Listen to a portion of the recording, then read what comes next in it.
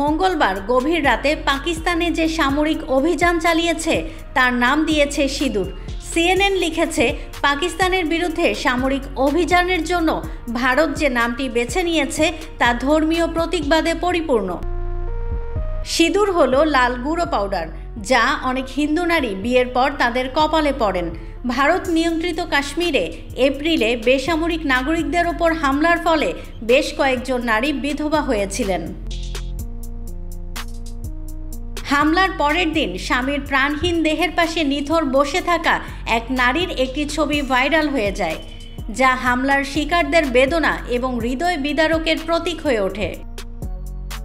এই প্রতীককে সামনে রেখেই ভারত এই সামরিক অভিযানের নাম দেয় অপারেশন সিঁদুর। অভিযানের পর ভারতের প্রতিরক্ষা মন্ত্রী রাজনাথ সিং সামাজিক মাধ্যমে লেখেন, ভারতের জয়। আর পররাষ্ট্রমন্ত্রী এস জয়শঙ্কর তার পোস্টে জানান, বিশ্বকে সন্ত্রাসবাদের প্রতি শূন্য সহনশীলতা দেখাতে হবে। ওয়ালটন আবারও মিলিনিয়ার অফারে ওয়ালটন ফ্রিজ কিনে আপনিও হয়ে যেতে পারেন মিলিয়নিয়ার। মিলিনিয়ার ছড়াছড়ি দেশ জুড়ে, এটা শুধু ওয়ালটনই পারে।